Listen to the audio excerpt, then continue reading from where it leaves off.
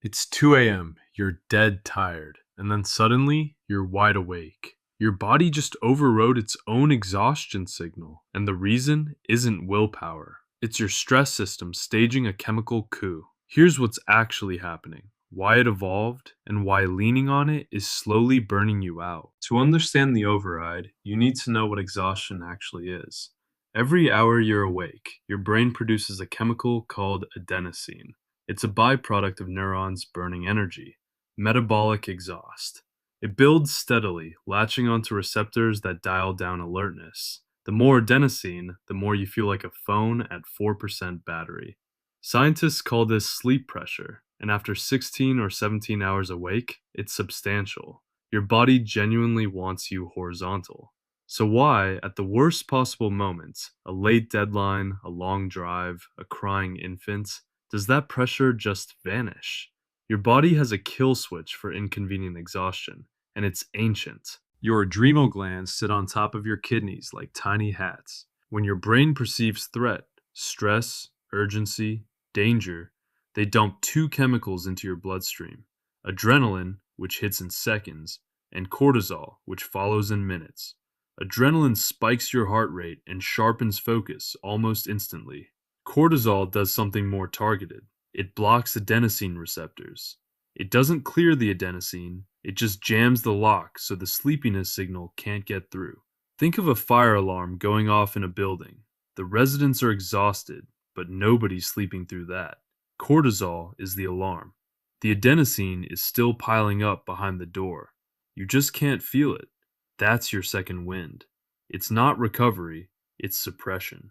Here's the part that changes everything. Your body didn't invent this trick for 2 a.m. deadlines. It evolved for something far more dangerous, and that original purpose explains exactly why using it in modern life costs you. Imagine you're a human ancestor, 50,000 years ago, exhausted after a day of foraging.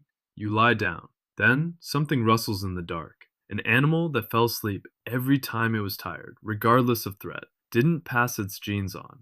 Natural selection favored individuals whose stress system could override sleep pressure on demand. Stay awake, survive, sleep later. This is the fight or flight response, shared across almost every mammal on Earth. The cortisol adenosine override is one of its core tools. The problem is that your nervous system can't distinguish between a lion and a looming project deadline. Both register as threat. Both trigger the same cortisol spike. Both suppress the same sleep signal. Evolution gave you a brilliant survival tool. It just never anticipated spreadsheets. Picture this. It's 3 a.m. You've been awake 19 hours and you hit that second wind. You feel sharp, almost good.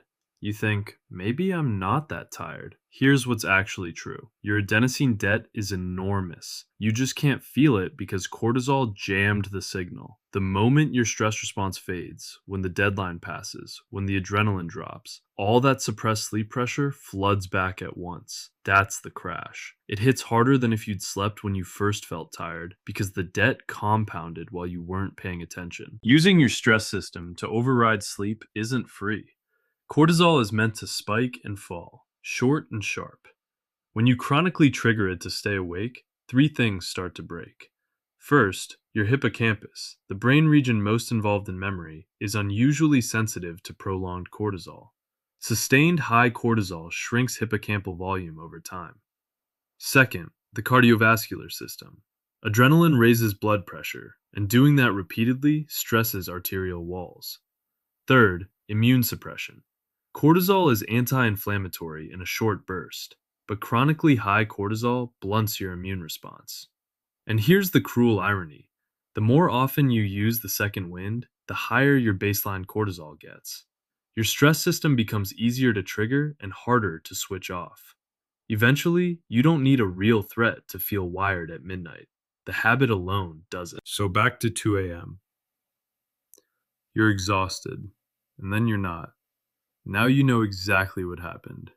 Your stress system detected urgency, flooded you with cortisol, and blocked your adenosine receptors. The exhaustion didn't leave, it went invisible. The adenosine debt is still accumulating. The crash is coming. Your body evolved this tool to survive lions, not laptops. The one concrete thing to take from this: treat a second wind as a warning signal, not a green light. It means your stress system just escalated. The smarter move is to use that brief alertness to wind down. Dim the lights, finish the task, get horizontal. Do it before cortisol drops and the crash takes the decision out of your hands. Your body isn't broken when it does this. It's doing exactly what it evolved to do. You just live in a world that triggers that ancient circuit far more often than it was designed for.